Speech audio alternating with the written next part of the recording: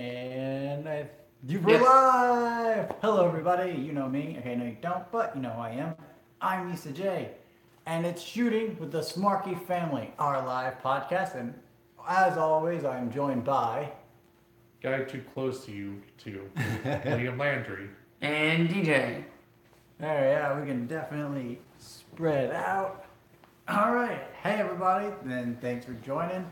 So sorry that we are a little bit late. Bunch of craziness happened, but we're at it again and we are ready to go. Well, let's do our quick. What did you do? How was your week this week? It was fine enough, nothing too big. Work. First place in bowling. Work. Smarky family. Work. Not even done SmackDown yet. And then, just wrestling and getting a new job for me. So, yeah, it's not too eventful. Hopefully something bigger will be able to happen soon. That would be great. But, yeah, pretty uneventful week, I'm guessing, for all of us. Just like a little bit of surprises here and there. But, 2 weeks ago we weren't able to do it because of... Mother's Day. Well, no, that was last week. Scheduling restraints. DJ was out of town and doing his Pelicans basketball games. Watching them lose. Yeah. I couldn't go live with them when they went to Backlash because I had to be up for 6 a.m. the next morning, so that was rough. And yeah, it was just a really tough time 2 weeks ago. And then last week it was Mother's Day, and we just spent times with our mothers, really, and grandmothers if they were around and stuff. Unlike Bullet Club, because apparently they hate their mothers. I'm joking, of course. Yeah. And then so we're back again, and DJ just left us.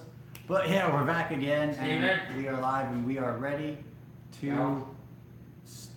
Start. No. No. Oh, okay. We're live, man. I know. Like, what are you doing? Getting a drink? Okay, he's getting a drink. Well, Well, I guess we can start off with we'll news start outside of WWE. Heck yeah. Yeah. Did you want to go first on this one? I'll let you go first. I want to pull up that card. Okay, yeah. Make While you sure pull it up, everything- I'll just start it off. So, All In, one of the biggest indie events happening right now, is definitely something that has been speculated for a few months now, and they just have a lot of people confirming. Rey Mysterio just confirmed not too long ago. So, yeah, the big news about All In, though, after being challenged by Dave Meltzer, not being able to pack a crowd of 10,000, Cody Rhodes and the Young Bucks, and I guess Kenny Omega as well, took it upon themselves to be like, yep, there's a challenge and we're going to take it. So they took that challenge, and not only that, not even 30 minutes after they went live for their tickets, completely sold out. Yeah. You had people like Dave Meltzer replying about it. You have people like... Congratulating them, that's right. Yeah. What's the other... Jim Cornette. Jim Cornette congratulating him. People who are specifically not the biggest fans of these guys. I know Dave Meltzer. Meltzer is a fan of Yeah. them. He just didn't think they could do it. Yeah. I mean, Jim Cornette doesn't like them yeah. at all. But But even he knows that what they just accomplished is massive, not only for the wrestling community, but for indie anything, really. All it takes is good marketing strategies and a good team behind you, and anybody can get anything done, really. I don't even think they needed big names to get 10,000 people. I mean, a lot of people love wrestling, and I just think that almost any wrestling event can easily sell 10,000 tickets. Maybe not that quickly as they did. Definitely not the smaller guys like But Cody Rhodes is well named. Elevate So. Pro or even ICW or people like that. No, right. They're I mean, but they're newer.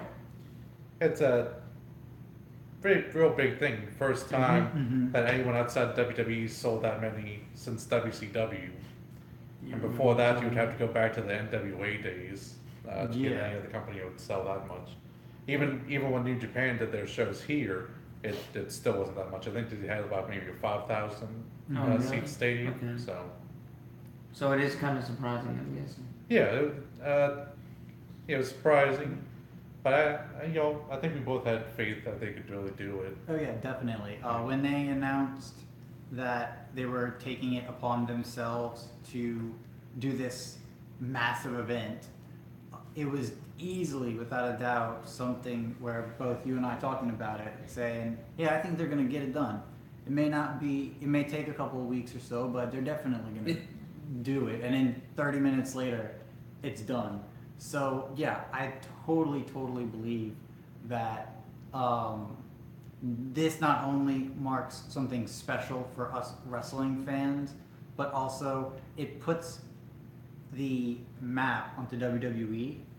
That they gotta And do a if better these job, guys right? do such an amazing job, and it's just this one-time thing, and they'll be able to do All In 2, and it's the same, and it keeps giving us quality wrestling, WWE is gonna have to, without a doubt, answer back and shape themselves up. And this is only good for wrestling fans in the future.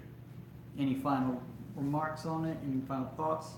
Just that WWE better come up with something, soon, or they're gonna get, like, these smaller markets might get wiped clean. Might be coming up to WWE standards, maybe. To some extent.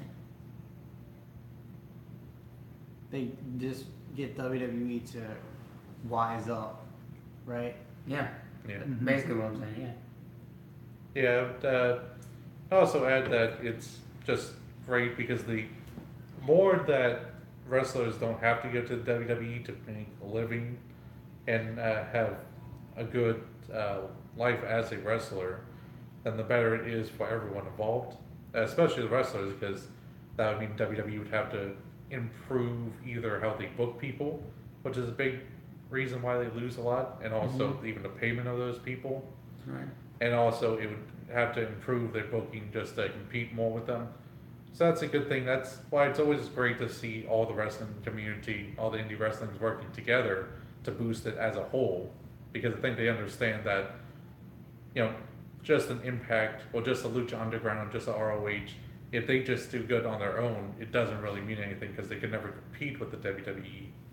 They really have to work together as a group to be basically an alternative as an overall thing. Mm-hmm. So this should hopefully mark, the big thing would hopefully be that it would get enough attention, maybe get on like a Sports Center, ESPN, talking about it, so that just gets more people looking at the indie scene. So hopefully it's big. Mm-hmm.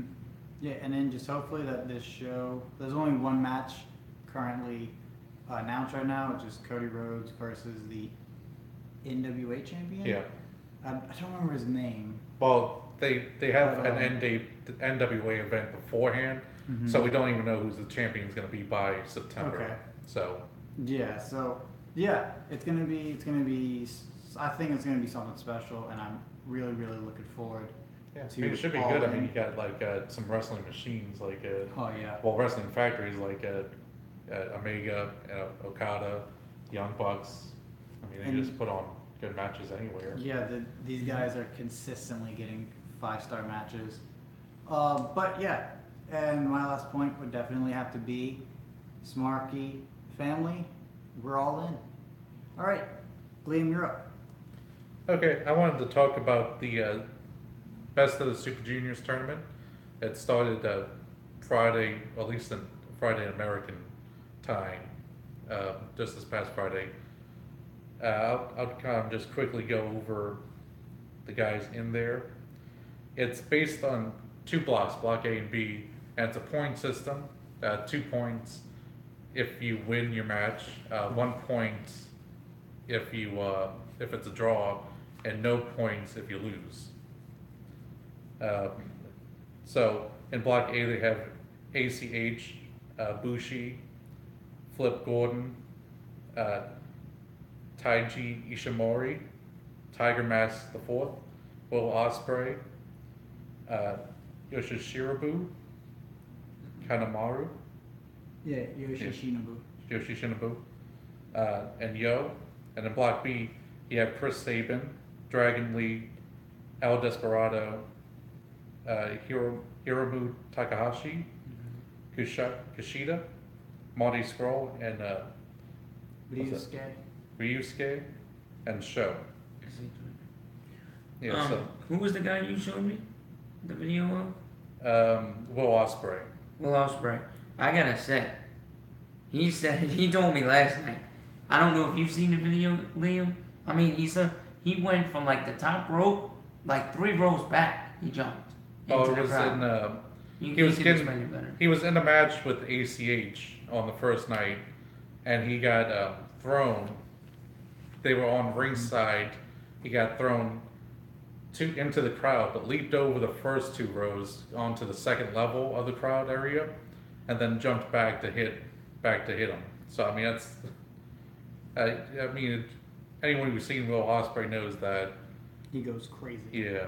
Oh, you know about him already. Okay. Mhm. Yeah. Yeah, So I hope just for the sake of the tournament, he doesn't have to win it necessarily, but keep an athletic guy like that in there a long time just to keep it interesting. You know. Well, like I said, it's a point-based system, so just losing doesn't mean you're out. It goes all the way up to June, and then the best 2 from each block will go at each other and have a double elimination, round robin, and whoever wins that set will end up being the winner. So, of course, Will Ospreay will be around for a long time. He actually lost his first match against ACH. So you're saying that like the top 2 in Block A and the top 2 in Block B, so it'll be 4, and they'll each do one-on-one matches. Yeah. Okay. Awesome. Yeah. That's pretty cool. Okay. Who's in the lead right now? They've everyone only had 1 match so far. So basically, each block has 2 points, the other half has 0 points. So it's all right now. So anyone can go. Kind of personal choice. I think maybe Kushida could go on to win it all, or Takahashi. Mm-hmm. That's kind of what I feel. I don't think Will Ospreay, because he won it, I think 2 years ago, and he actually did win it already like twice. So, but it's like I said, so early on, you can't really tell right now. Yeah, and Chris Sabin from Motor City Machine Guns, low key rooting for him myself, because he's one of the reasons why I was watching TNA Impact when it was in its first original good run. So I've always liked him, and I'm pretty sure he's the one with the hesitation drop kick. I think so, yeah. Yeah, he's bloody fantastic. So let's go Sabin. Yeah, he beat Kushida in their first matchup. And that leaves us for DJs. Alright, we have the ROH United Honor at Edinburgh? Yeah. Okay. Not many I don't know if all the matches are named yet or anything, but I do know that I wanted to just announce the main event, so maybe y'all can check it out. It's the ROH Tag Team Championships with the Briscoes, Jay and Mark, versus Cody and Adam Page. Cody and Jay Briscoe are actually 2 former ROH champions, and they know each other a little bit. Very sparingly did they have a cross paths, but they say something about the business bear. The business bear with the steel chair at Bound by Honor, Jay Briscoe striking the business bear, and I guess Liam and Issa might know more about this. I guess Cody and the business bear are together or something. Yeah, but not the business bear. Okay, and Cody might be looking to get revenge because of that. So if y'all have anything to help out our fan base on that. I don't know a lot about Ring of Honor, Mhm. except for whatever other podcasts or wrestling channels talk about, but I have heard of the Briscoes, and I do know that they're really bloody fantastic. Mhm. So I don't see them dropping the championship to Cody and Paige. You said, or Yeah, Hangman. Yeah, Adam Cody and Page? Paige, yes. Yeah, Hangman Page. yeah, Hangman I don't Page see them is- dropping no, the Adam titles Page. to them. Adam Hangman. Oh, Page. okay, I'm sorry. Yeah. But I do believe that it's going to be one heck of a match. Like, these guys know how to put on a show and make it good. Yeah. I haven't seen the Briscoes, but I have seen Cody Rhodes and Paige in Together? matches. Okay, cool. Not together, separately, but I've seen them in matches together, and definitely seen what they did at the Supercard of Honor in New Orleans, this past WrestleMania. Mhm. Superman. Oh, So it should be pretty impressive. Yeah, my knowledge of Cody is definitely when he was in the WWE, and he's a great character. Like, when it comes to character work, he is bloody phenomenal. mhm. So this match is gonna have a lot of good character story, I believe, between the four. But yeah, if I'm able to watch it, I will definitely check it out and let y'all guys know what I thought about it. But it's definitely something that's gonna be a match to watch if you're able to. Yeah, points, DJ. No, that's about it. Same for probably Liam and I. If we can watch it, we'll definitely give you our take on it. When is the event? Yeah, I ended up making the choice between either the Honor Club, which is the Ring of Honor's subscription service, or New Japan World. That just kind of made the choice for World, you know. Yeah. It's gonna be on May 24th, 2018, 7 p.m. local time in London. I mean, in the United Kingdom. So please check your times corresponding to 7 p.m. United Kingdom time on May 24th. So that's actually next week, next Saturday. Cool. Yeah. If we're able to check it out, we'll check it out. If not, we will watch some behind the scenes footage on their YouTube channel or whatnot, just to see what went down. But yeah, it should be a good show. The ROH champion Dalton Kessel with the boys will be there. Just another person, and Sumi Saki, Women of Honor champion. So those are the kind of big names that, and they do have a few other matches. So if you want to check out the card, it's already set really. So All right. One other thing I want to add, I forgot to tag this on for Super Card of Honor. I'd just give the overview. I watched nearly everything but the last match on the second night. I watched all the first night and most of the second night. And I would definitely say it's worth it if you want to go check it out. I'll give a heads up that they're not doing English commentary yet. They're only going to do that for when it goes to the Final Four. So it's just Japanese commentary, but it's still really good. So. Yeah, and then when it comes to wrestling, the in-ring work speaks for itself. Yeah. So you can watch what they're doing in the ring and still have a great time, even if you don't know what they're saying through the commentary. yeah. All right, so let's move on to our second category of the show, and that is, of course, the biggest news in WWE.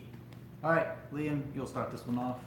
Well, I wanted to start off by talking about the new Raw TV deal for WWE Network. Oh, cool. Re-signing with the NBC Universal, going to be staying on the USA Network. And the reports on the deal from the Hollywood Reporter was saying that it's basically doubled the worth of what it was. And a lot of the estimates are having it saying that the profit, not even all the how much money they're making to it, just the straight profit, after all the losses, be about $150 million. And that's just really on the Raw TV deal too. Mm-hmm. I think they said this goes into effect after this deal ends, which ends in September of 2019. So by that time, after that, it'll go on. So who knows what it's maybe Pyro comes back, who knows? Let's hope. I know they cut that I out for a missed- long I time, missed but the pyro. Because not having Kane with his flames shooting up, or Bobby Lashley when he does the thing in explosions, it's just, or Brock Lesnar when he jumps onto the ring and the pyro goes, it's just lacking. It gives it that much more excitement, and without it, it feels a bit bland. But yeah, this deal, when I heard about it, was something that I was definitely dreading, because that just means 3 hours still. And whenever they have like special events, they'll go to 4 hours, or they'll go to no commercials with a bunch of stuff just plastered in there. And it's just like, oh my gosh, what a marathon I have to get through. It's already difficult, but this deal could possibly make it even more difficult.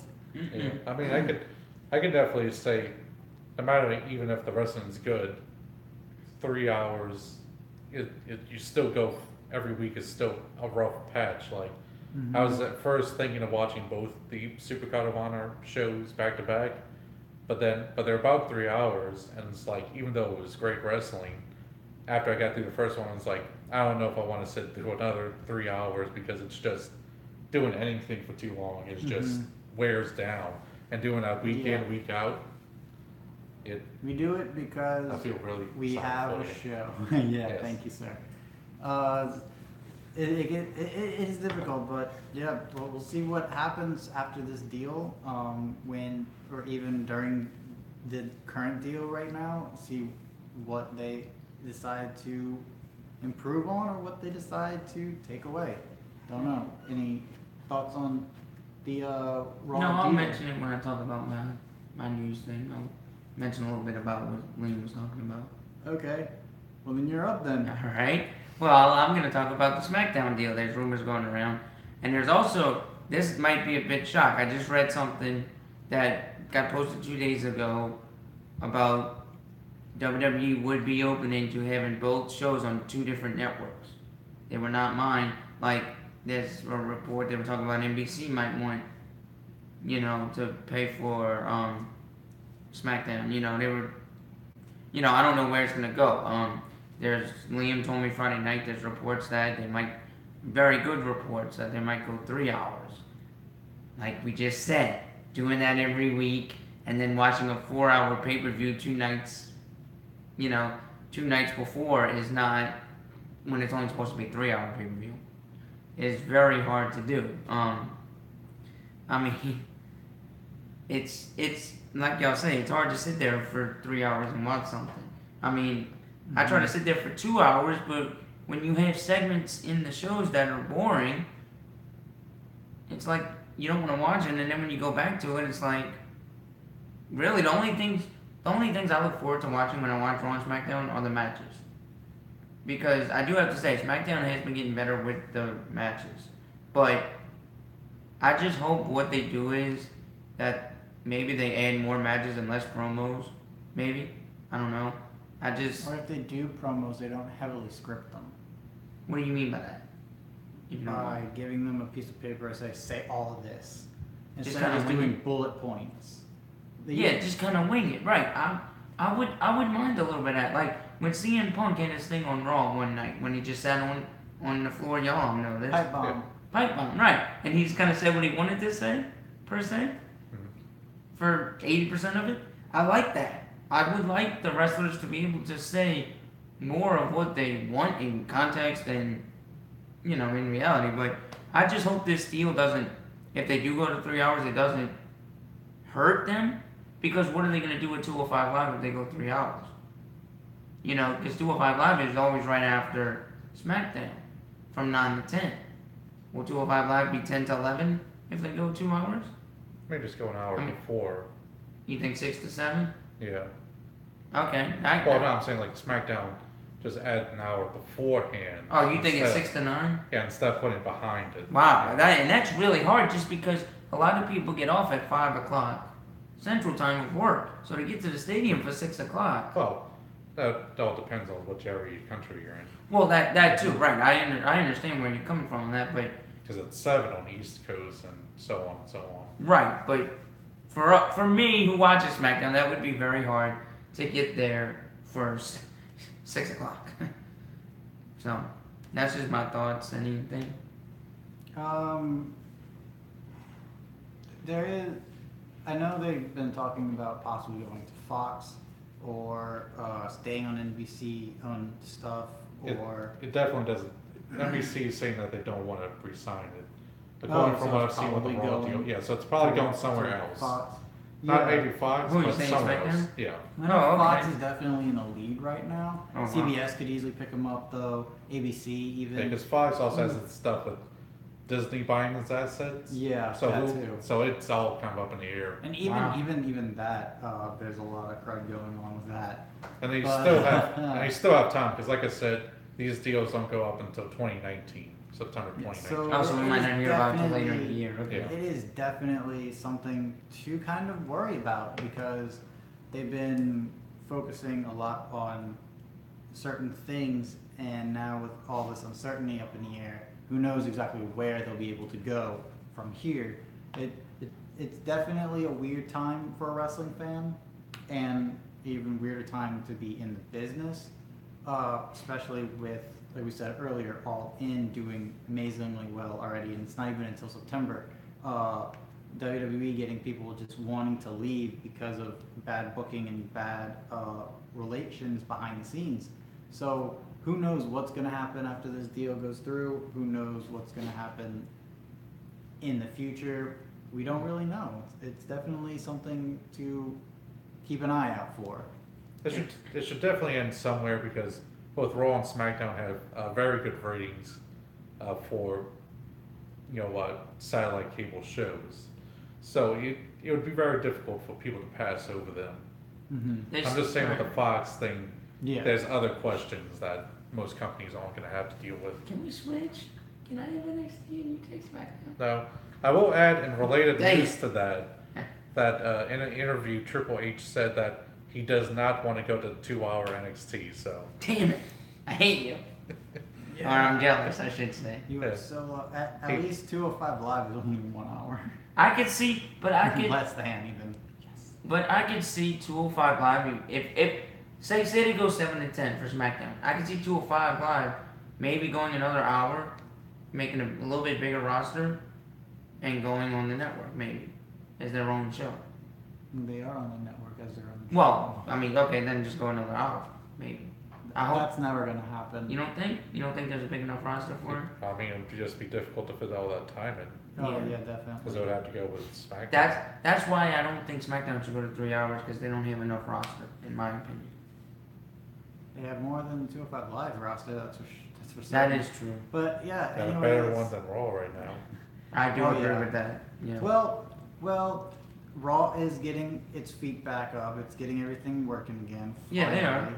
Yeah. Only 2 weeks after Backlash. We'll see what happens on week 3. But anyways, my big WWE news is that there is a reported injury in the business, and that's the Viper, the Legend Killer, Randy Orton. I'm guessing it happened at Backlash after he took that gnarly Swanton bomb off from Jeff Hardy. Yeah. because he just splatted right onto him, and you haven't seen him back since then. Right. And then it was finally reported that yes, he was in fact injured. That's why he hasn't been on television. I have not completely looked at the what the reports said, but what I can say is that it definitely it definitely does not hurt the roster, because even without Randy Orton, the roster is ridiculously stacked with Samoa Joe, Shinsuke Nakamura, AJ Styles, Daniel Bryan, Rusev, The New Day, The Bar, The Usos. And even though I don't like their gimmick, these guys are really great wrestlers, the Bludgeon Brothers. They have like a lot of strong talent on SmackDown Live right now, and yeah, it's just gonna be. And then Jeff Hardy, The Miz. I can go on and on and on, and that's not even counting what the strength in the women's division that they have with Becky, Asuka, Charlotte, and Absolution. So definitely something. Randy Orton being injured isn't the worst but it is concerning for his future in the. It's not really concerned for his future because he's going to stay in the company forever. No, but it's definitely concerning of when he will be able to come back. he said, this is, I would like to give a shout out to Cultaholic because I just found this on their page. He's unlikely to miss SummerSlam, so it shouldn't be too long that he'll be out. Yeah, he's already gotten the surgery, so he Oh, just needs to recuperate. Okay, alright, awesome. Because the thing that's when the news came out is, like, he was already getting this. He already had the surgery. Then all the news dropped. Oh, so that was quick. So Okay, they kept it awesome. under wraps until then. So it's Yeah. so it's really not that big of an injury if he's able to come back for SummerSlam. That's pretty quick in my Yeah, let's see if he comes back sooner than Dean Ambrose. Dean Ambrose Dean took Ambrose. 9 months, huh? And not only Dean Ambrose, but Jason Jordan has not been back on television yet. What at happened all. with him? He something in his neck. Oh wow. Dean. He inherited that from his father, you know. Oh. Yeah. But yeah, Dean and Jason still not on, so it's definitely weird with the injuries that they sustain. And it would be cool sometimes that wrestlers get a month off. Not necessarily you take a month off on the show, but periodically you just write a wrestler off of the air for a month to give him that break that he needs. Yes, it'd be really cool to see Seth Rollins week in and week out wrestle, but putting his body through all of that wear and tear is not healthy for the man. So give him a week off, let him recuperate. When he comes back, bada bing, bada boom. And the thing that gets me, I do like going to like on June 23rd we are going to an Elevate Pro event, and they're not having another one here until October. And I don't know if they're having one in Florida a couple months after, but they get, the indie guys get big breaks. And I like that because they're fresh, the matches are better most of the time, because they're fresher. Just my opinion, that I do agree with you that they should get some time off so the matches are better. Like, when you fight in a 30-minute match on Sunday night and have to come back on Monday and fight again, that is tough on your body. But more power to them if they like doing it and they want to do it.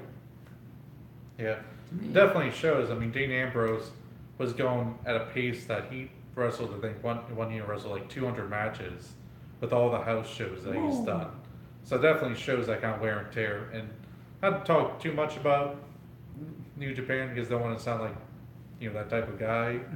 But New Japan fanboys. yeah, but they can have. But the way the system works is that they do pace out their shows a lot more, and they incorporate a lot of multi-man matches and tag matches and things like that, so that people don't have to be in the match the whole time, and that they also, they don't have to work, every night. Like a lot of the WWE guys can work like 5 nights a week because of all the stuff that they do. That's crazy.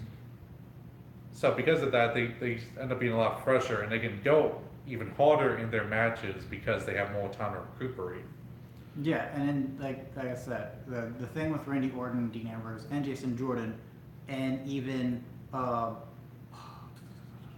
Big Cass and Daniel Bryan, even just being able to have them take a step back once a month, or even 2 weeks, even not even a full month, just to give them that time to recuperate, is definitely something. With all these injuries piling up now, especially with the way these wrestlers are working, it's definite with, like I said, the recent one with Randy Orton. It's definitely, or at least it should be, definitely an eye-opener for WWE to take a step back and see, okay, these guys are putting their bodies through a lot, and we need to give them a step back so that way they can stay as fresh and continue to put on masterclass after masterclass. And it can also help out with their feuds too, because you can Oh, allow definitely. them to pace out the feuds more instead of having Nakamura, AJ Styles, where they already I've had that They've 3 already- times in the last month. they're already worn down. They're already on their fifth. Their feud. Their fifth match will be at Money in the Bank. Money in the Bank. and that's just their fifth match, 1 versus 1, where they've had two 6-man tags already, as well. So they're at 6 matches against each other, and then a 7th coming up, even shorter. Yeah, and also to give an example, because I brought up New Japan, to give an example of how they space it out. A few weeks ago, they had Wrestling Dontaku, and then the next real big event outside of this Super Juniors is going to be in June 9th, So that's about a month. and a half. which is Dominion. Mm-hmm. Yeah, so that shows you how long they can pace those out, you know. Yeah. And they're still having their feuds, and they're still, building storylines, but they let pace out, Mm-hmm. get rest, you know. Yeah, so that's our WWE news. It's definitely something to look forward to in the future of all of what we had to say. But let's move on to not so much boring news, but fun action. Oh, yeah. DJ, you're definitely taking the lead on this one. Oh yeah. It's the best segment of WWE this week. Now, we would think by now the Bar and the New Day, it would get boring, right? Match after match after match against each other. Well, Tuesday night proved to be a little bit different, in my opinion. I will say this when I do my "Was It Worth It" segment. It was the first match of the night.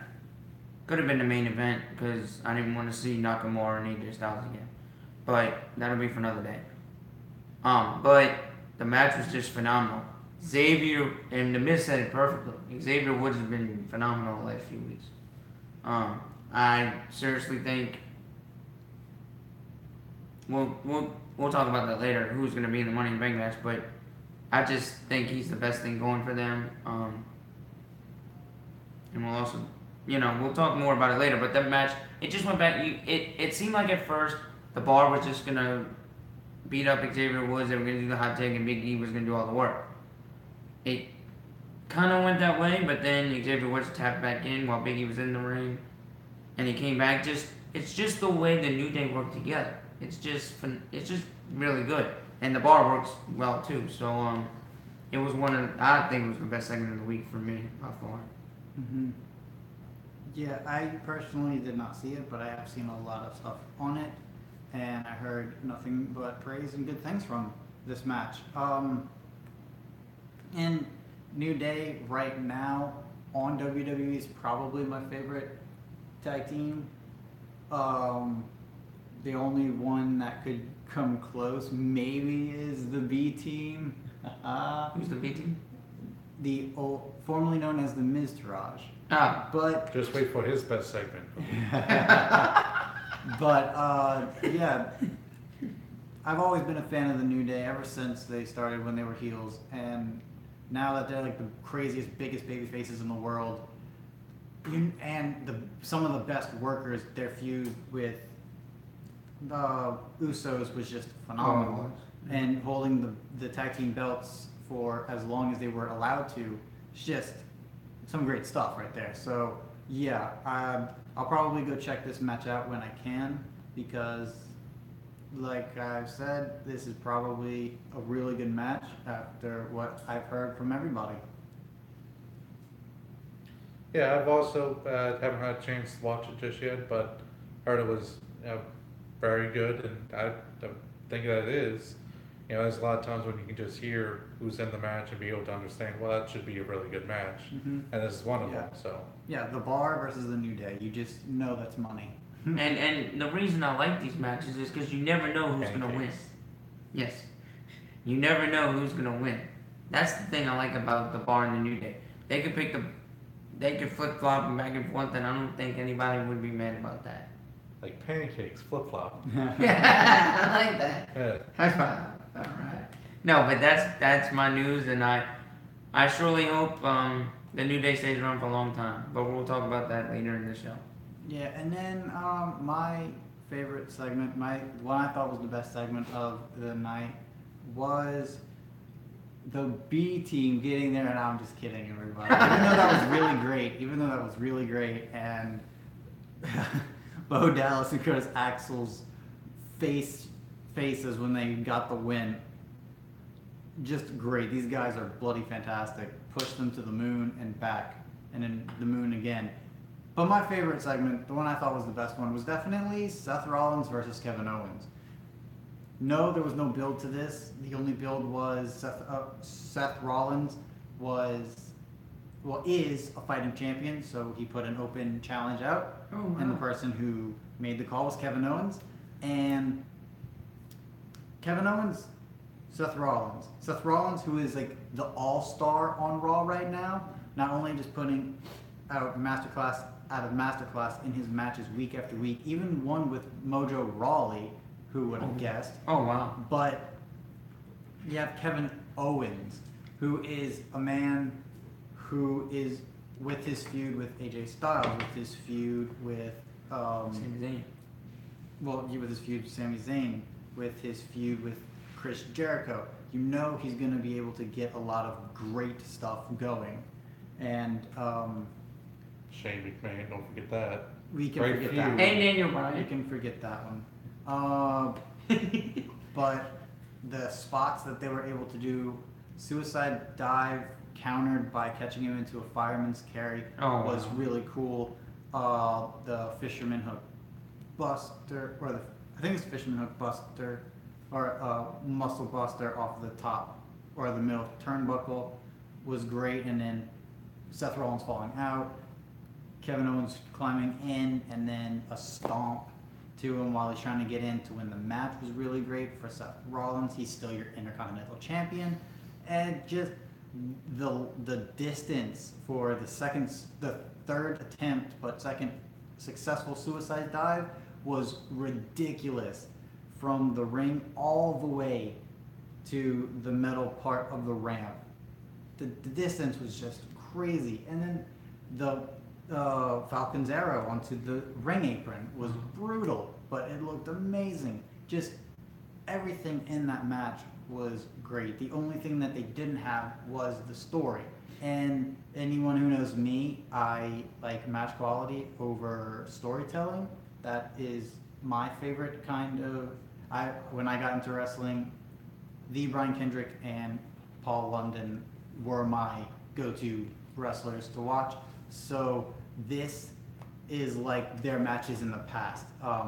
Just great match after great match, and telling the story in the ring versus outside of it.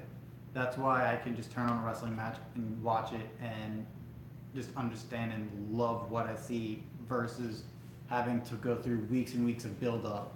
But that's just me. What did y'all think about it, if you have any thoughts? I think even a bigger takeaway from that was Kevin Owens throughout the night. Wasn't he in, was it 2 or 3 matches the whole He was night? in 2 matches. The other match was the Money in the Bank qualifying match against Bobby Lashley, Elias, and himself. And again, he stole the show. He stole the show that this past week's Raw. Wow. With his, I'm going to tell Stephanie on you, I want a chance. And then getting into that match and then winning it. Yes, with shenanigans, with Whoa. Sami Zayn, but That's his nickname. Sami Zayn shenanigans. Yeah, Sammy Shenanigans Zane. But it was 2 great matches that he was in, made even better because he was in it, made even better because of Elias and Seth Rollins. Sorry, Bobby. Yeah, so he got in-ring work that was really great. Some backstage mic work that was really great, and overall character work Mm-hmm. that was really great. So it definitely stole the week. I guess I would say with even all shows, just because of that effort. I think anyone else, did anything like that. Yeah, I didn't. So. I didn't watch this week's Raw, but from what I know of Kevin Owens, it's just he's a great all-around guy. He's good on the mic. He's good as a wrestler. He's really, really good. I was upset when Issa texted me and told me we lost Sami Zayn and Kevin Owens. I'm like, oh my god. From SmackDown. From SmackDown to Raw. Sorry. It was just heartbreaking to me because they're 2 of the best wrestlers. I think right now, from the second generation of wrestlers that I've watched, they are the best. Actually, out of everybody, they're the best. I'm sorry. Just them 2 are the best wrestlers right now. I in my opinion. And yours, good sir. Mine was the main event of NXT. See that we all stuck to our shows with brand loyalty. Yes. Was the main event there? It was the Undisputed Era versus the team of Pete Dunne, Lonnie Orkin, and Danny Burch. No name to it yet, but let's see what it did. Isn't there 4 people in Undisputed Era? Yeah, but Bobby Fish has been in. He has He's still knee injured? injury. Yeah. Okay. Yeah. So the representing it was Kyle O'Reilly, Adam Cole, and Roderick Strong. Baby. Yeah. For Adam, Well, for the Adam Cole. Adam Cole for the Adam and Cole, Roderick sorry, Strong I was for a the little baby. late on that. Yeah, and Roderick Strong and Kyle O'Reilly as tag champions, Adam Cole as the North American champion, Awesome. and Pete Dunne as the UK champion still. Wow.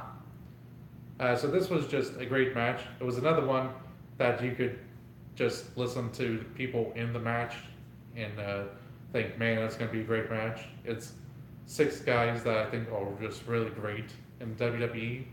I would say the only one I ever had negative opinions on was Roderick Strong, and that was more when he was a face, Mm-hmm. because I thought he just kind of looked like, what was it, like He was just boring. the middle Brady child that was all grown up. Yeah. And it's real life. He looked like that, and he just kind of looked a little too plain. But now I like the heel edge that he has, so I don't really have any complaints with it. It's all definitely all the wrestling style that I liked. It was well paced. It was only about 16 minutes long, but it was still really got a lot of action in there. Got slower points after the first sequence of action to build up to the hot tag. Got a ton of action afterwards.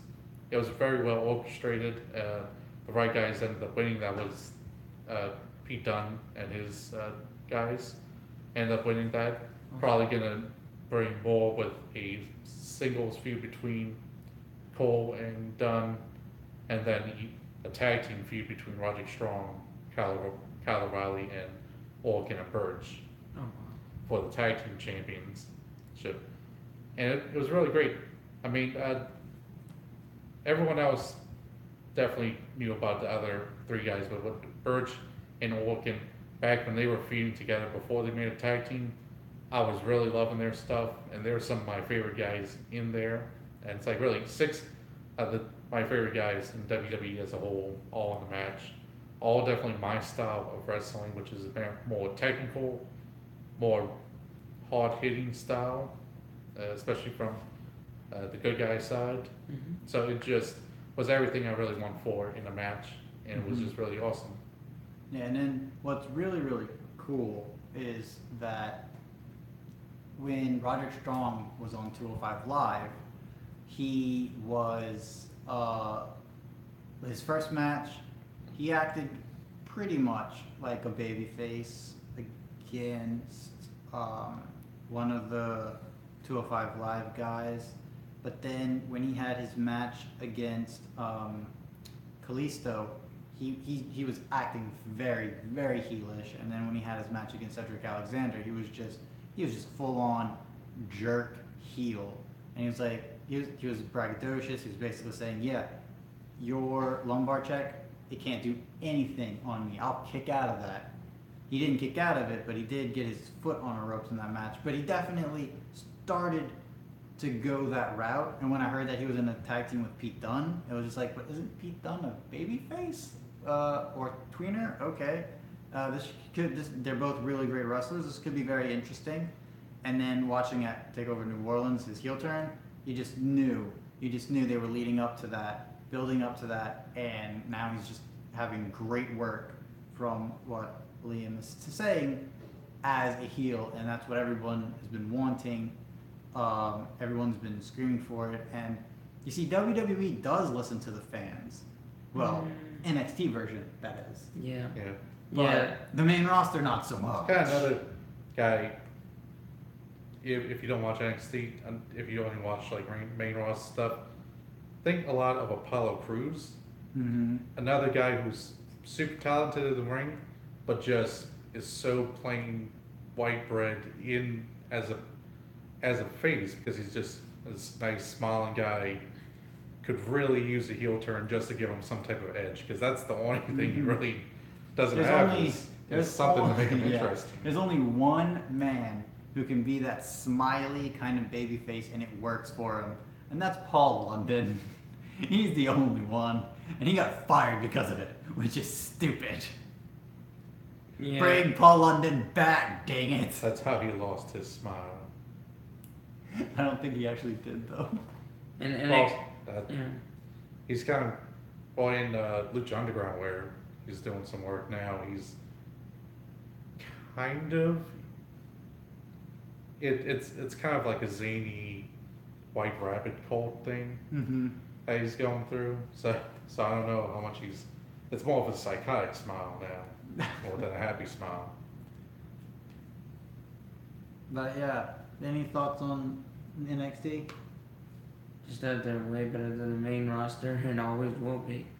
I mean, I hate when NXT people I hear move up because I'm like, there goes your career. Yeah, In- I mean, if you want me to point something, Unless you're a woman. Huh? Unless you're a woman. Well, because the women's roster's well, so small. unless you're the Iconics. Yeah, never Right. mind. I The mean- women now are getting it. Uh, Iconics, Riot Squad, and Right. Absolution. Absolution. I mean, it's just sad how we have to wait until these guys retire before we do anything with the newer guys and gals. You know? I mean, if you want me to say something negative about NXT, they ruined a really great match between Ricochet and Velveteen Dream. To How do you have do Lost, that? they had Lost Sullivan run in and attack them both, and it was amazing starting off. It was 3 minutes in, but they worked so well together. Oh wow, you said something negative. Yeah. That might be a first. he said, no, not even a little No. bit. Uh, You don't watch his show? What? Watch it every week. What, NXT? NXT, was it worth it? Yeah, No, I do watch this show. that was great. And man, Velveteen Dream, he's 22, And he's good. and he's so far ahead of a lot of other people much older than him. Yeah. But there is still a lot of room for improvement for that man, and he's just learning and growing. Hey, and he's a lot of room for his improvement. He's threshold- improving. His threshold is like through the roof right now. But I can just see I the mean, he's main- at a point where our kids will be growing up watching him Mm-hmm. because he has that much length in his career ahead of him. I just hope the main roster doesn't mess him over Absolutely too no much. injuries for the Velveteen Dream or career ending. Right. All right, so yeah, that was our best, Segment. WWE WWE segment this week, and yeah, let's go from the best to what we just do not like about WWE right now. And are you serious, WWE? All right, Liam, take this one away first. Alright. Okay, what I wanted to talk about is this past week we had the first match from Adrian Cien Almas. My real problem with that, and with Santi as well, is that why did you bother announcing that they're going to be moving up to SmackDown when you did, if you're not going to use them until now, and you still haven't used Santi? I mean, the idea is you took them away from NXT where they could still be, doing stuff for the company, and just have them sit in the back and, really waste them. It's a ridiculous idea, especially since at the time in NXT, and I said it before, the main roster just doesn't really know what's going on in NXT and doesn't really care. But Killian Dane and Lars Sullivan was having a feud, and you moved Killian Dane up a part of Santi before the feud even ended, so you know who was going to win the feud, and it was Lars Sullivan. He won the final match. And so it's like, why bother if you're not going to get anything out of it? You may get a little attention, but you didn't even bring them out there to do a promo. You just put up a little graphic saying Santi, and you put up little vignettes and stuff. And it's just really ridiculous. You don't need to do it. I feel like you waste potential that you get your company money in NXT with matches, and I feel it wastes an opportunity, for maybe Jeff Hardy or someone, or even anyone else just kind of coming out and saying, no one can beat me, no one can challenge me, as a face more, like saying, I'll take on any comers, and then boom, Almas shows up. The crowd would pop to that because it would have been a debut that people some people might have seen coming, but most people wouldn't. And then also the same with Sanity.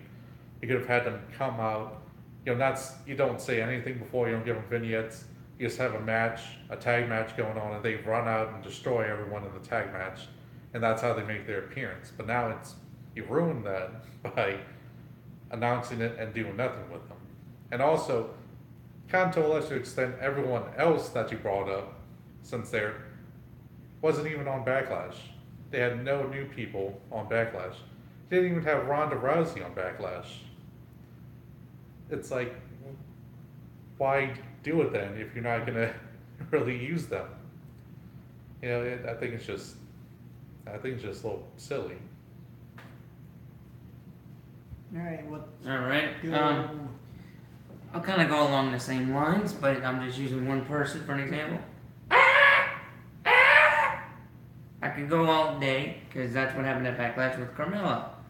Yeah, she won the title, but the way she won the Money in the Bank title first, the briefcase, you had James Ellsworth, no neck guy, whatever we call him.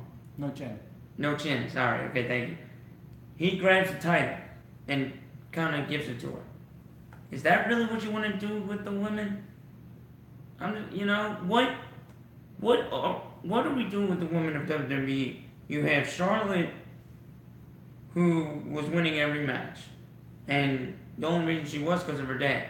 You have I did say I was going off of one woman, but I went on a different tirade. Sorry, but Carmella. How many weeks do we have to celebrate that she won the title? This is 2 weeks in a row now. I'd like her to defend the title, be a fighting champion like Charlotte was. Charlotte would fight the Riot Squad. She fought every member of the Riot Squad. I haven't really seen Carmella fight since she's been a champion, and it's just aggravating. It's not fun to watch. It's one of the reasons why I tape SmackDown and do not watch SmackDown live, because I get bored with it, and then I don't want to watch it. So I kind of just watch. I do watch it all, but I fast forward, through stuff that gets boring. It's just, I don't like Carmella. I never did like Carmella, and I don't think I ever will. I don't know what WWE is doing with the women's division on both sides, but it just needs to change, and I don't know if it ever will. Liam? Ethan? So, I have been anti-Ronda for a few weeks now. She basically has caused a ripple in an ocean, and now the waves are about to crash the mainland, and the tsunami is going to wreak havoc. Basically saying this whole non-feud with Nia Jax is pointless. So you have Nia Jax go to Ronda and say, I want to wrestle you for this, because I don't think you can be champion. And yeah, it's about star power, money, and draw. But the people, the complete MMA people, are not going to tune into your product because Ronda Rousey is there, because they think she's a sellout for going to wrestling. The people who are complete fans of WWE, who have their favorite wrestlers, female wrestlers, who believe Ruby should get the title shot already, Ember Moon should get the title shot already, Mickie James, Alexa Bliss should get another one. Heck, even on SmackDown, Becky and Charlotte should go over and challenge Nia. Or heck, Bayley or Sasha Banks. You have great talent, great women wrestlers that the people are either behind or they want to see get these opportunities. But Ronda has only had one match. And a match that was structured with Kurt Angle, Triple H, and Stephanie McMahon. And say what you want about Stephanie McMahon, she has been in this business for her whole life. She knows the business, she knows what she's doing. So having those three basically hold Ronda's hand, yeah, that match was going to be a good match. Yeah, it was going to be something that fans were like, wow, the Ronda Rousey experiment is looking promising, but then week after week after week, not giving her at least jobbers to wrestle, feeding Sonya Deville, who I have become a massive fan of, to her, which is stupid, basically discrediting everything Sonya Deville has done.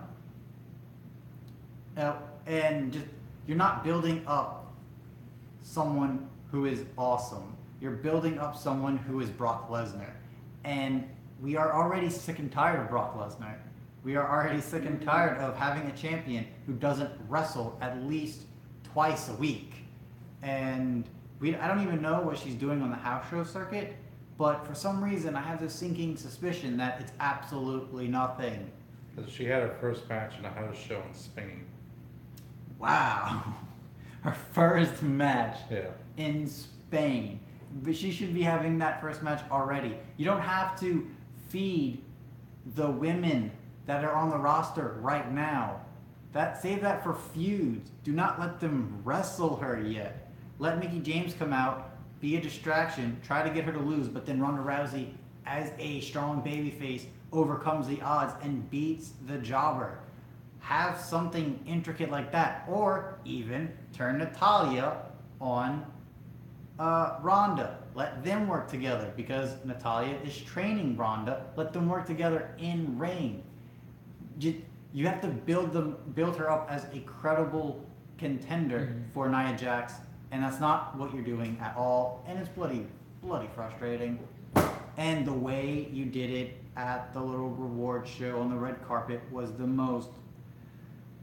Oh gosh. It hurt. It hurt to watch because it sucked. Anyway, yeah, I don't want to go on because I'm just gonna give myself a brain aneurysm. That is our. Are you serious, WWE? Because seriously, are you serious, WWE? All right, let's get right to book it yourself. Let's have some fun because we got to get some fun up in here after that. All right, Liam, you're up. Okay, well, we're going to do some fun. We're going to give work to a whole bunch of guys in WWE that they're just not using. We're going to make a new division, and it'll be a comedy division. I don't know necessarily what you would call it, because you don't want to outright just say comedy division, but have a division where guys will be in wrestling matches and promo segments where it's just comedy work.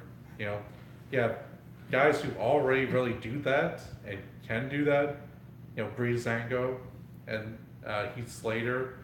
You have quite a few guys who have those comedy gimmicks, or who can be very comedic.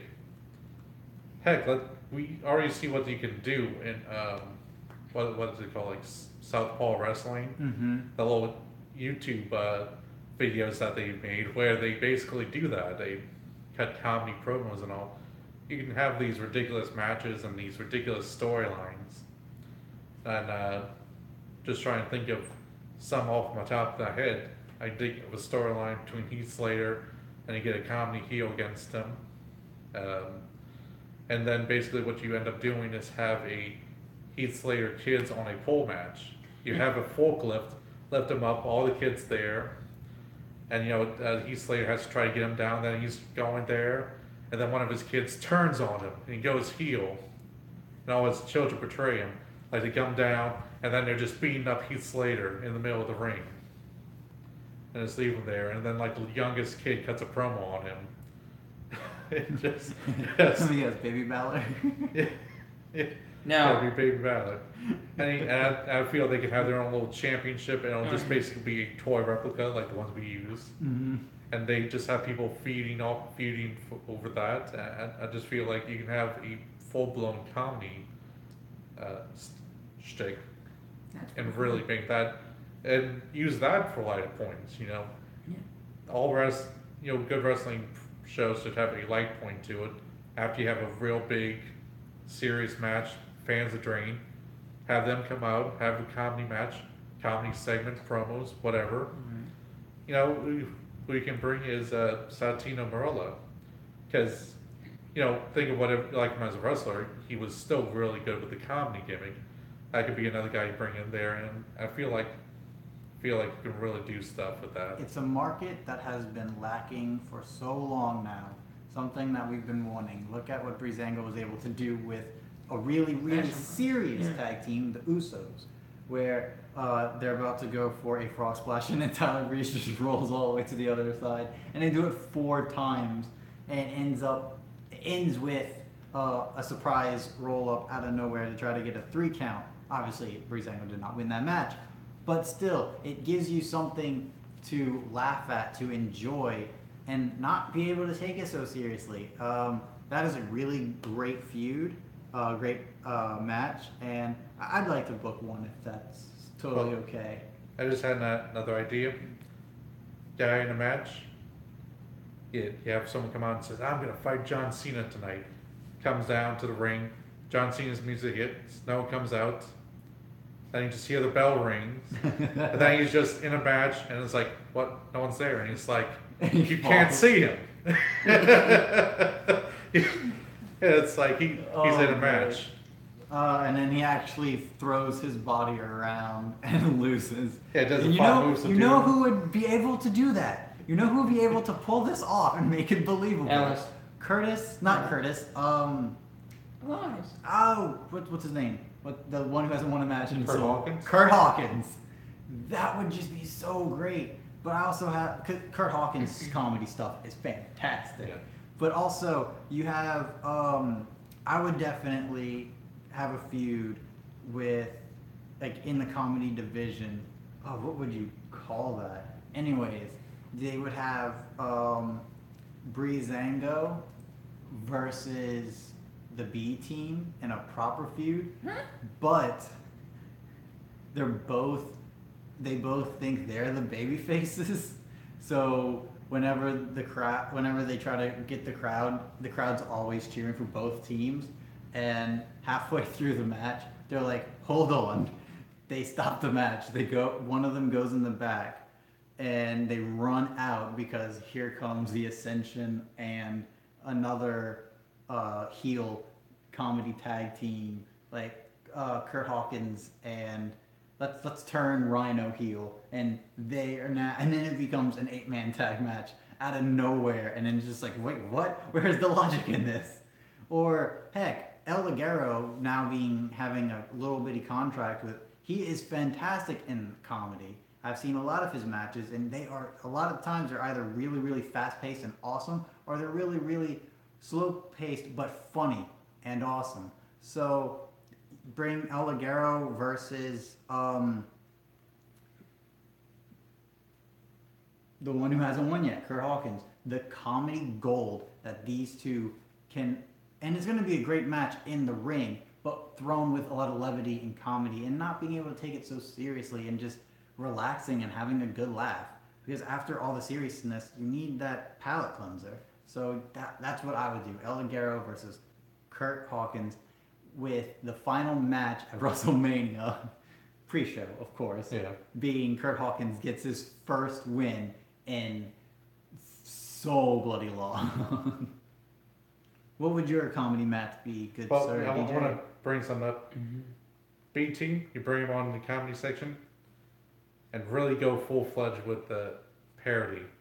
Have them like drive in, like a lot of people, in a little tiny like electric car that's designed to look like the A-Team mobile.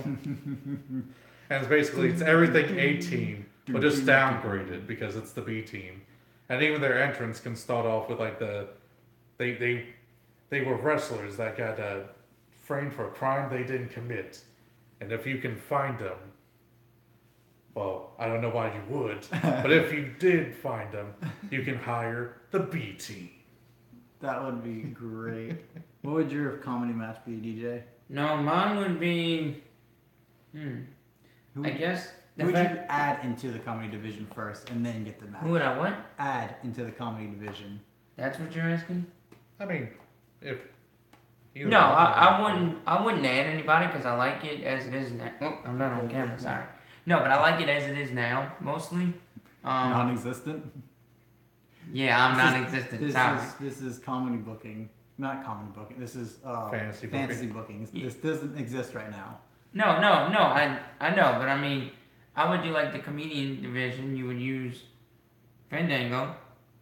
The not Phantom Files. Sorry, you would use Tyler Breeze versus Fandango, and they just fight each other. And then during the match, he's there because I was just, what are y'all doing? Y'all were the best of buddies. You know, why y'all fighting each other? And they're like, and then somehow, some way, they fight each other normally, like they hate each other. And then at the end of the match, they hug it out and they like each other again. And everybody, it's a weird, you know, it would be a weird event. It would be. They were friends when they come out together. They come out together, like they're gonna tag team somebody. But then the ref says, well, or Renee Young, somebody says, well, there's nobody that wants to challenge you. And they said, we'll just fight each other. And I just think they could do some really funny stuff, like give each other tickets and give each other, you know, write each other tickets for bad clothing. And No, it'd be really funny if they did come down together, like you said, and then the bell just rings and they're looking around like, wait, what? Wait, oh, and then they just go full on at it with each other. Fighting each other? And Yeah, that would he be said cool. Heath Slater or someone comes. I was like, wait, whoa, what's going on? I don't understand this match at all. And he's like, what? Neither do we. You just heard the bell, so we're just going at it. We don't care. And then after the match, and then basically they at the end of the match they do a move to each other. They're both laying down, and then they both like put their arms on each other, and it's a double 1, 2, 3. No, that wouldn't. And then they just sit up, and they just, like you said, hug it out, and it's like, well, we both won, so cool. And they just walk back off and do their thing. That would get. And then he's there because I was like, no, I want a real winner. Y'all both can't win. And then he wants to fight one of them. That would be because I have kids. I mean, I would do one of the heels because he's a face. And No, I would love to the see three faces fight each other. That's the fun part of it. You don't know. Be Heath Slater's kid. He'll come out of town. They get matches by stacking on top of each other. The way you do it, you have them be little people, but you just say that they're kids, even though they'd like obviously be little people. One of them had like a beard, and it's like these are definitely not kids. It's like no, they're my kids, man. My kid's growing a Kind beard, of and like they- Swoggle being the toddler to Vince McMahon. Yeah, but you have them fight like matches together by like stacking on top of each other. oh, I can see And that. that's how they have matches. No, I didn't know we needed this. I did not know we needed what did. we do. We so do. Oh man. Thank you. You better watch out, Chikara and DDT Wrestling. WWE is going to be coming and poaching you guys. Just like everyone else. Yeah. So, our final category of the day. Hey, Well, good no, way- not our good- final second to category last. of the day. Could be a good way to bring up Joey Ryan. Our penultimate category of the day, and that is what do you think? Where we pose a question to our fellow man. And my question to you guys is, without a doubt, what do y'all think about the women's feud and how they went about it? Both divisions. Raw and SmackDown. Yeah.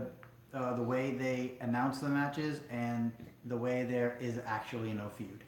What do y'all think about it? The way you said it earlier about there's the Ronda Rousey thing since she's been in WWE has been horrible. I hate what they did with her. I hate what they do with Nia Jax. There's no feud. They're just basically handing a match to her. And Carmella, we're gonna celebrate Carmella for how long? You know, it's just I want to see fights. I want to see fights that qualify you into the match, like they're doing with the Money in the Bank. You know, give me a match where two women who move up in the ranks, you know, like a mini tournament or something. Just something to get us pumped up about the match. Now the match at Money in the Bank is going to be boring, both ways. I think it's pretty historic. This would be the first time that a person who had a celebrity match comes in and has another match. Oh wait, no, Ronda's supposed to be a full time, right? Thought it was just like a celebrity appearance. No, I think that they just forgot about the women, and then were like, "Oh man, what are we gonna do about the women's title matches, and then they made this. So See what happens when you get in bed with Saudi Arabia? yeah, You're just forgetting about your if women talent. women exist. Oh, hurts. I like to think that they were like in the booking room and like they're just talking and like Stephanie McMahon's just trying to bring up the women, and then Yeah. it's like Vince keeps going on to something else. Yeah. What are your question? So Um, basically, y'all don't like it. No, we No. don't. And mine, I guess mine was what New Day's gonna get? Well, if the New Day, well, let me think how I'm gonna phrase this. As we know, the New Day's in the ladder bank match. Which Money the bank ladder Money in the Bank ladder match? Sorry, what match. Ladder bank. ladder bank match? Money. That's my new name for it. Save that for the comedy segments. Sorry. Money in the Bank ladder match. That'll be the thing. They have a match to see who can get to the bank first to get a ladder. However, that gets the title shot. No, but who do y'all think's gonna get into the match? Which one of the three would, y'all know the three. Who's gonna get into the match? And will there be any feud breakups, what have you, because of it? I mean, realistically, I think Kofi's getting in the match because they know he's good for ladder matches for the most part. But I think if they're ever gonna do a real thing where one of them wins and end up having like a breakup themed around that, I think probably Xavier Woods. But I would like to see that after he wins, he goes to cash it in, they open it up, and boom, bunch of pancakes in there, and then Big E and Kofi Kingston goes and beat them down like they stole the Money in the Bank contract. But it's really just gonna be Kofi Kingston to do spots. Damn, that stinks. No, I don't think so, because Kofi's a bloody amazing worker. And I would actually like to see Kofi in the match. I would actually like to see Big E in the match. I would actually like to see Xavier Woods in the match. It doesn't really matter who's in it because they're all going to perform exceptionally well. But I don't think SmackDown is getting the Money in the Bank this year. I think Raw, one of the Raw men will take it. But I think though, if one of the SmackDowns do take it, I think it's gonna be, if one of the New Day is in there, I think it will be one of the New Day. They did tease a while back. I don't know if they're gonna continue on with that, but they had questions asked to the New Day, which guy of the New Day do you think is the best? And both Xavier Woods and Big E was like, oh yeah, we think it's Kofi Kingston. We think he's gonna be a world champion someday. So if that is actually foreshadowing for something in the future, maybe it's possible. Kofi Kingston does not only win the Money in the Bank, but successfully cashes in as well on whoever. It would be really, really cool if he did it in a very dastardly way, because that would be a way to have or sow animosity towards each other. It's like, whoa, Kofi, what did you do that for? I thought you were gonna be like super awesome about it and stuff. And he's just like, no, I wanted it, and I saw an opportunity in this match right here, so I took it. I mean, how great would it be? I mean, no, it wouldn't be great. It'd be completely awful. But how great would it be if Kofi did win, and that night for the main event, Shinsuke versus AJ, Kofi just screws it all up and gets the championship. He's like, yes, I'm world champion, suck on that. And then the New Day is just like, well, drat, what do we do now? Are we going heel? Are we breaking up? And then you can start to build up to the breakup with that, just having that dissension amongst the ranks. That's what I would do. However, I don't want them broken up. I just want them to go heel again, to give them another heel run. I think that will definitely shake up their characters. But it's either going to be they break up or they stay the way they are forever, and they are the tag team of John Cena. Yeah, I'm still in comedy mode. I'm thinking Kofi goes in, Nakamura tries to kick him in the groin. It doesn't do anything, and he just kind of pulls out crushed pancakes.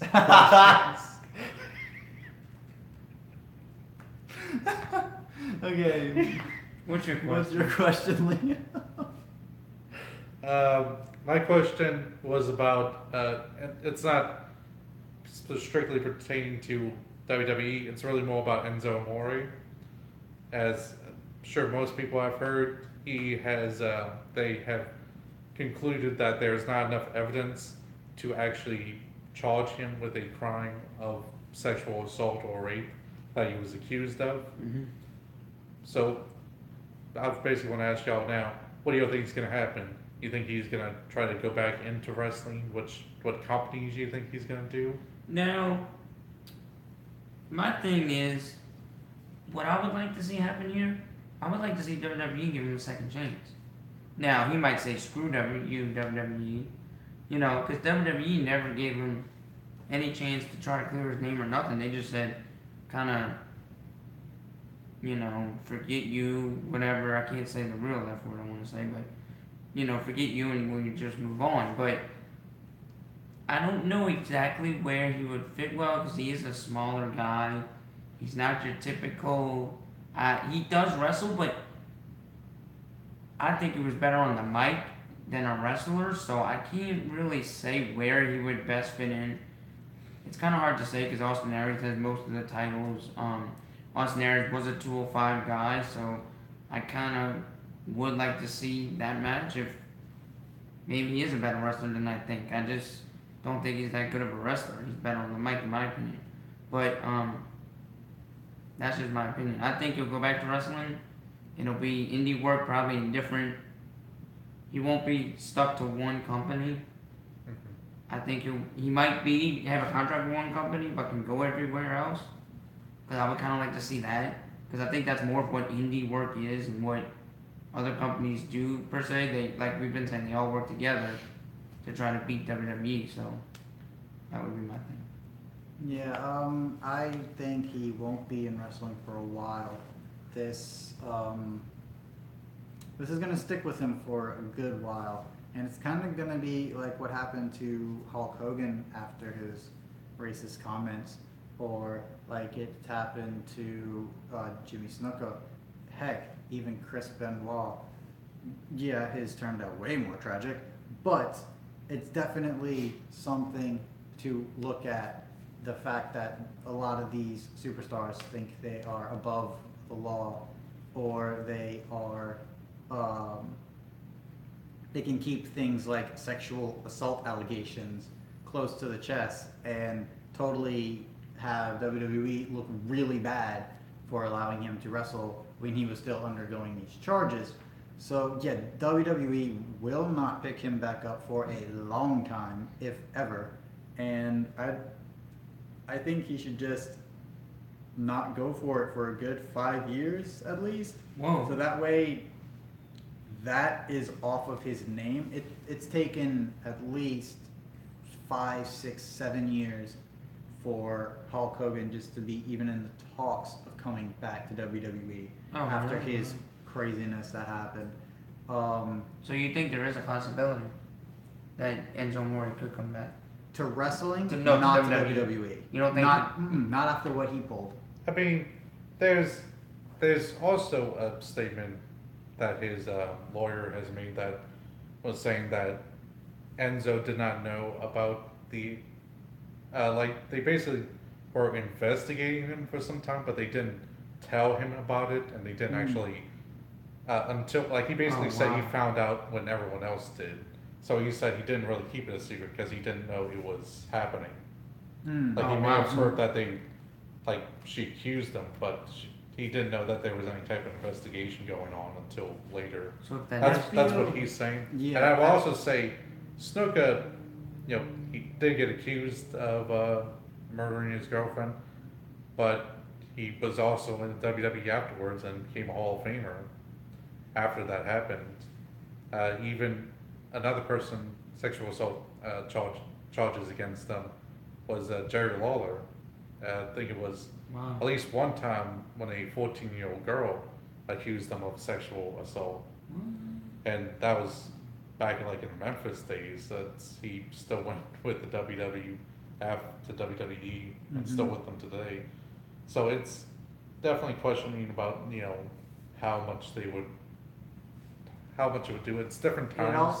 It also depends on if what Enzo is saying about he didn't know is true, or if that was just like if he did know that she accused him, he should have had the foresight of being like, okay, they're probably going to put an investigation. He just also he was not liked behind the scenes at all. Yeah. Like Right. I felt in the that was locker more room, the big. people absolutely despised him. So I felt that was more the reason why he got kicked out so quickly. yeah. Because everyone was just so against Enzo backstage or behind in the locker room per se. They were just like, you know what? People don't like him backstage or in the locker room. On the road, he's getting kicked off of buses. Really? And you know what? And this is gonna make our company look bad if we don't address it. So Enzo, we're gonna have to let you go, buddy. And I don't see. And nowadays, especially with Stephanie McMahon and Triple H being way more into the product, I don't see them. Bringing it back. I don't see, even if Vince McMahon likes Enzo or whatever, I don't see those two being like, hey, yeah, let's do it. I think they'll be like, yeah, no, we are a different company per se. We don't want that, if you know what I mean. Yeah, and a better modern comparison would actually be to. Oh man, what was the guy who was the 205 live guy? Rich Swann. Rick Swan. He got accused that those charges got Domestic dropped. abuse, Yeah, yeah. domestic abuse and kidnapping his wife and all. And now he's actually about to debut with Impact. They signed a contract, so Which his wife works for. yeah. So it's it's whatever the wrestling company thinks that they can make more money versus. I think if he does end up coming back, I would probably have him more as a manager Keep than a him out of the wrestler. ring. Yeah. That would be cool because he is good on the mic. Yeah. Well, yeah. All right. So that's our 6 categories. Let's get to our mailbag. And Now you get to ask us questions. well, fun fact. I grabbed a lot of questions from friends that I know. So, and some of them are not really wrestling related. Okay. So the first one, which isn't wrestling related, it's just to give a little bit of us to you, to let you know exactly of our personalities. All right. What are your top 5 sports outside of wrestling? Football, football, football, football, football. So You just talked about how you were going to Pelicans games and you're not going to No, basketball. no, okay. My top 5. One would be number 1 from greatest to worst. Probably football. American football. American football, sorry. 2 would be bowling. 3 would be basketball. 4 would be, I don't watch a lot of it anymore because it's hard to find now. Actually, let me rephrase that. 1 would be American football. 2 would be college football. 3 would be college baseball. 4 would be bowling. And 5 would be tennis. So no basketball at all. Wow. Oh, I took basketball out of there? Yeah. Basketball's number even 6 then. even if it's college versus pros, it's still American football. So it all counts. Okay, so number 1 would be all American football then. And 2 would be basketball then. Okay. There we go. Yeah, mine is definitely number 1. I'm gonna be original here, guys. It's football, American football. I absolutely love the sport. It is my favorite. But I also really love ultimate frisbee. Surprisingly, Oh, wow. it's not my number 2, but it is one that I like to catch when I'm able to. Basketball, I used to play in high school. I am a champion. Bowling, I am a champion. And 5th one, oh, drat. The 5th one is always ridiculously hard. But I would have to say For oh man, there's so many good ones. I'd have to say synchronized swim. Just kidding. Oh, shit. Screw that. It's probably either tennis or not so much a sport, but something fun to watch. Professional poker. I'd say that's a sport. Yeah, it's not really a sport. It's just a card game that Oh, okay. is fun Well, to watch. And us as wrestling fans, we're not going to throw around the not a sport adage, you know.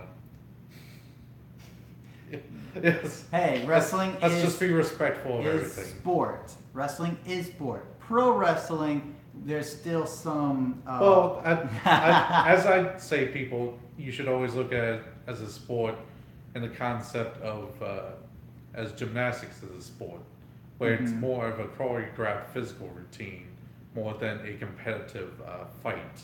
So Yeah.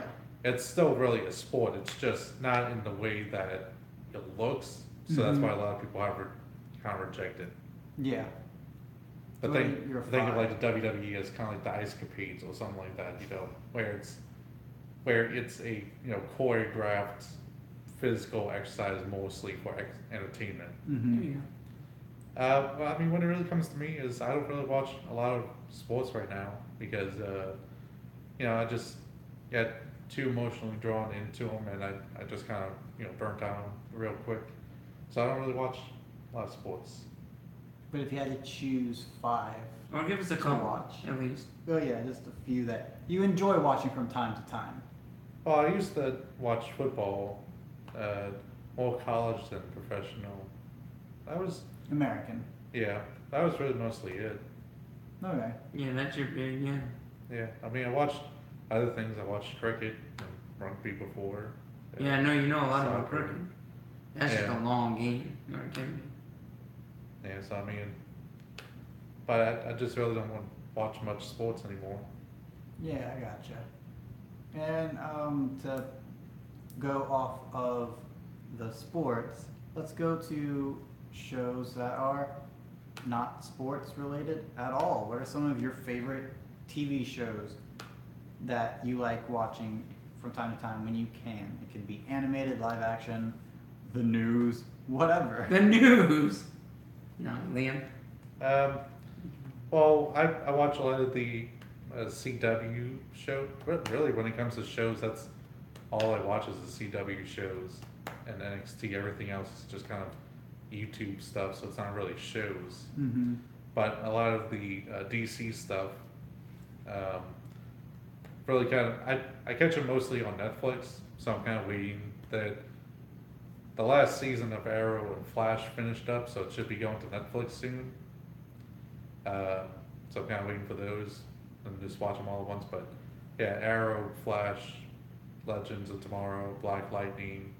I actually finished that already, and then also like Riverdale, watching that one, which is another CW show. So You hear a lot of good things from Riverdale. yeah, so CW makes some good shows, and also have high hopes for the DC universe when that comes out. Mhm. What type of stuff they're doing there? Because that's other stuff I like watching is the DC animated movies. So What about you? I'll give you a couple things.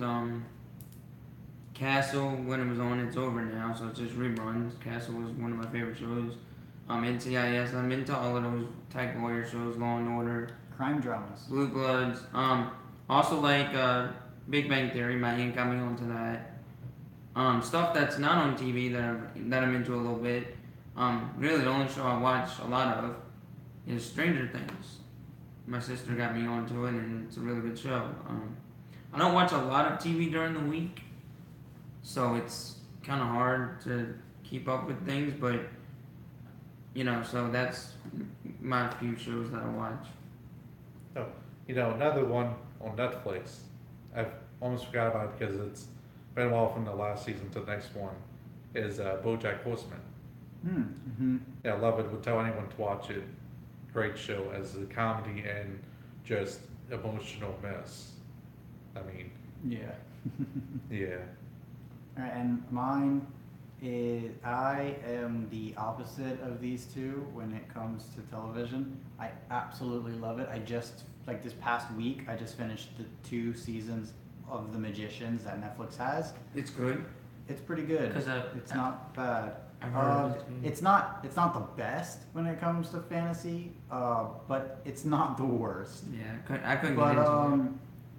I'd have to say my favorite show on air right now, which I believe is the greatest show on earth right now, is Game of Thrones. I absolutely love it. I've been a fan since episode 1. I have a Khaleesi shirt. Well, not a Khaleesi, Targaryen, House Targaryen shirt. A medallion that has the necklace that has the Targaryen symbol on it. I am a huge Khaleesi fan. I absolutely love the Mother of Dragons, and it's just a great all-around show. Power Rangers, I know that's a kid's show, so is wrestling these days, but I absolutely love Power Rangers. I grew up with it when it came to be Mighty Morphin in 1993, and I've been watching ever since. I'm still a few seasons behind, but I do enjoy just the universe that they have been able to build. And I also love a lot of anime like Naruto and Bleach, Onegai Sensei, and I love all around shows. I'm not the biggest fan of crime dramas, but I love my fantasy, I love my sci-fi, I love my anime, and I love television.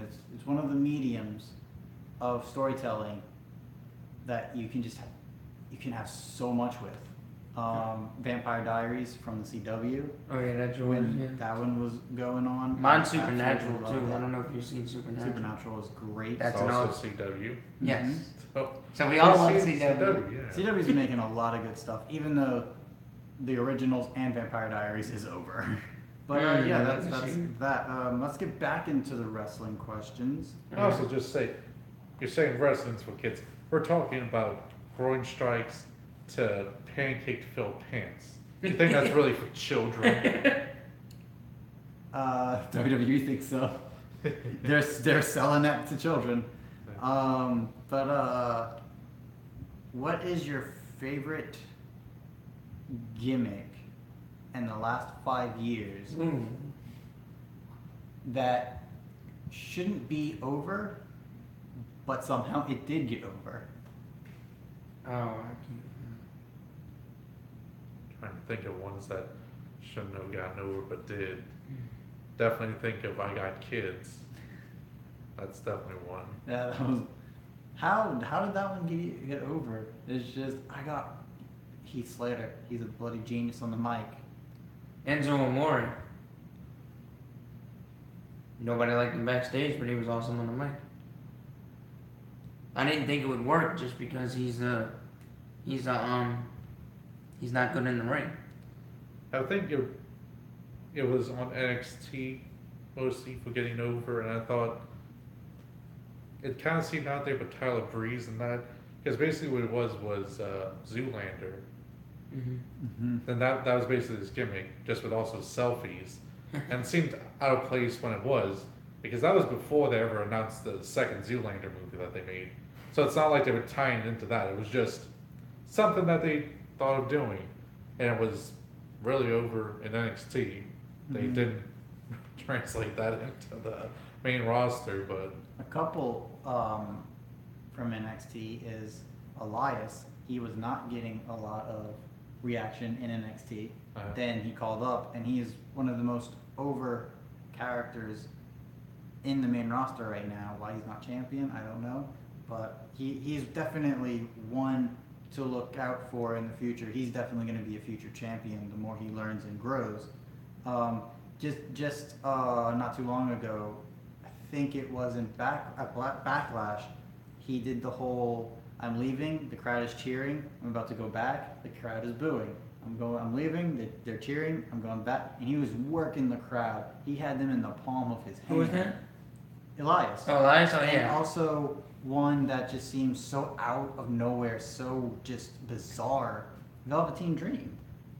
Yeah. And Yeah, you're right. That's a dope. his gimmick is definitely over. The people cheering after Aleister Black goes, "You will live in infamy, Velveteen Dream," and just everyone was like, and just that whole storyline. To go back to that storyline, Velveteen Dream wanted Aleister Black to say his name, and that was the basis of their feud there. Mm-hmm. So after the match, Aleister Black won. He went to gave Velveteen Dream what he wanted was to say his name as a sign of respect. Mm-hmm. So, And So the it's- crowd was completely into it 100%. And the crowd loves Velveteen Dream. Even though he's technically the heel, yeah, they I mean, he's definitely- they still absolutely love him. and he plays it all the way on Twitter. Not only plays up to that, but he doesn't even follow people on Twitter. Oh wow. He has 0 followers.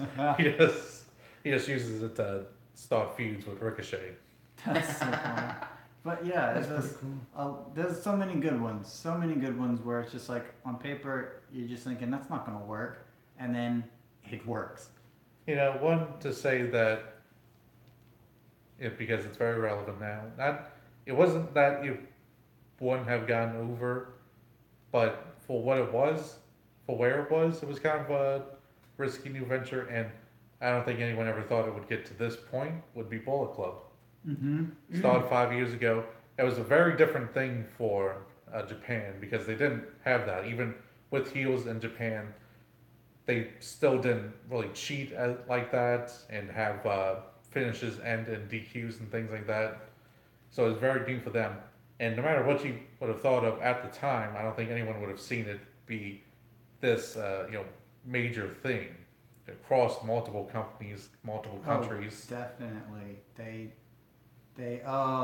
The people in the best wrestling stables right now either have them at number 3, number 2, or number 1, and they just have that certain it factor, and they've been having multiple people come in and out of Bullet Club, but it's one of those things that NWA wish they could have done. No, NWO wish they could have done, but they just had every single person in NWO instead of just the right amount.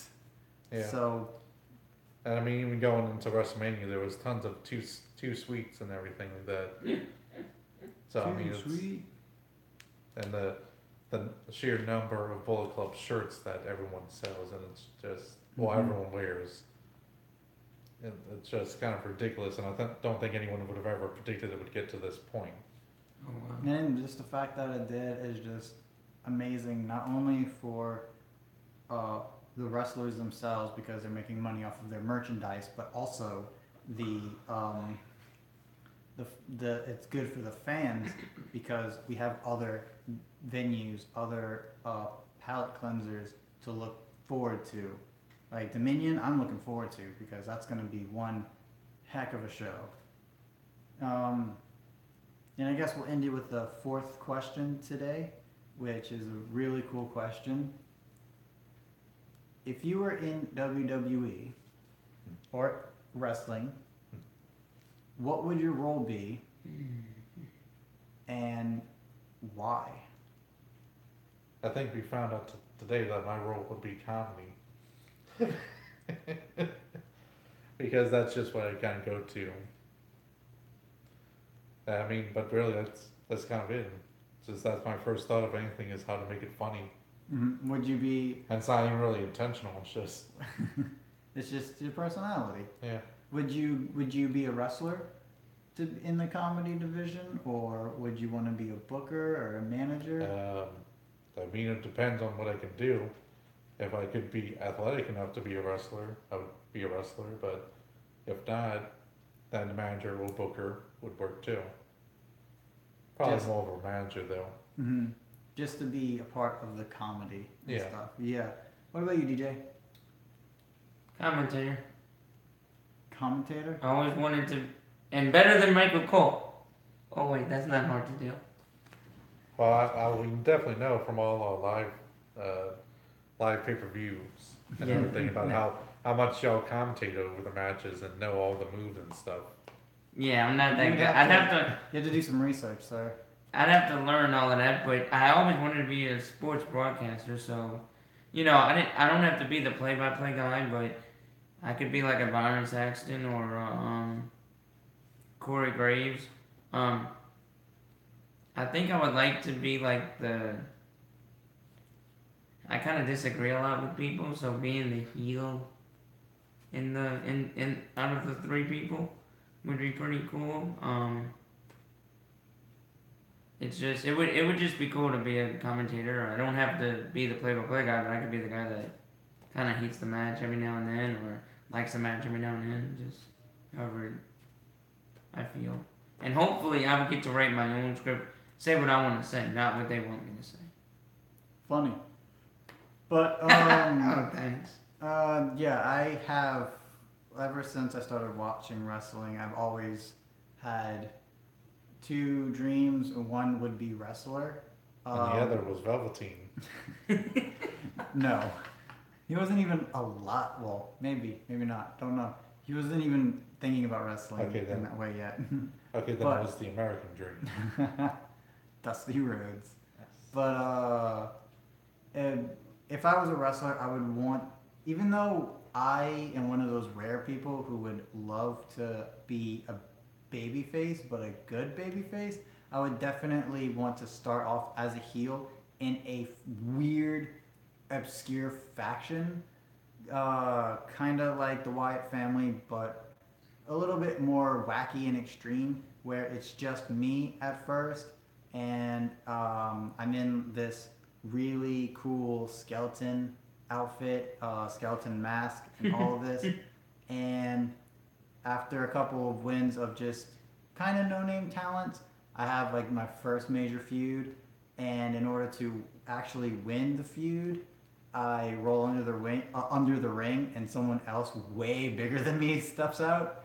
And it's just like, wait, whoa, what? What the heck? And it's just something that is like, it brings back the wackiness of the Attitude Era, but in a more modern day where people are just like, oh my gosh, this is so ridiculous, what? But still really, really cool because skeletons. And then, of course, have an 8-man faction and just own the world. But right now, after watching it, I would personally want to be a manager for Sonya Deville. I feel like out of all of the up-and-coming talent, she is one that deserves so many pushes and so many opportunities. And she's just not there on the mic, but with the right manager, with the right help, she can be. And I would definitely want to step up and fill that role, because to be able to be a mouthpiece for her and then teach her how to improv and how to deliver a line in the right way, and how to deliver a line in a match, like trash talking. She's great at trash talking, but she can be phenomenal, no pun intended. So it's definite. I would definitely want to fill that role because she has such a high threshold. And unfortunately, she's being lost in the shuffle. But with the right mouthpiece behind her, she can just be just above and beyond. And I would absolutely love to be that mouthpiece. Yeah, that's our show. We definitely went way over. It's been 2 whole weeks, and we just wanted to have a good conversation with everybody. We'll keep the time eventually. I have an idea. Comedic wrestler Richard Pulverizer. His whole thing is that he's plays as a very serious technical wrestler, like a Chris Benoit or something like that. But instead of just working submissions on your legs or arms and working all those things, he works on your dick. What? He just puts on a whole bunch of holds onto the genital areas. That's why he's called Richard Pulverizer. Oh my gosh. And he just plays completely serious as. Oh my gosh. Oh my gosh. I don't think that's happening in WWE anytime No, soon. definitely not. But yeah, thank you guys so much for watching. Where can we find you, Liam? You can find me at Richard Polarizer on Twitter. No, you find me at Liam_SWA on Twitter. You can find me on Twitter at IsaJ_STP. And I guess I'm on the YouTube page. It's the 21st century, but I don't have that. we keep saying that he's gonna get one eventually. It will happen. Eventually. But we're still working on him. We're working the legs. We're trying to get him in the submission. He'll tap out eventually. Working other stuff. Not that stuff. Yeah. I mean, if Richard Pulverizer wants to come in and help us out, then he can. But that's not my business whatsoever. Yeah. Thank you guys again. Don't forget to give us those sexy likes. And the unsexy ones. Don't forget to share to all of your friends. And your enemies. Please hit the subscribe button so that way you can be part of the Smarky family, especially if you like what we do. If you like what we do, subscribe, guys. It's a great fun show. It's a great fun time. Yeah, and hit the notification bell so that way you are notified not only when we go live, but when our new videos are up, and is everything. Our podcast is every Sunday from 1 to 2 when we can get it there. We're working on it. We have busy schedules. 1 to 2 Central Time. 1 to 2 Central Time. Yes. We have all of our shows, Was It Worth It? And we have our predictions and discussions, and we have our I guess our special our live reactions to pay-per-views. That's what it is. WWE pay-per-views.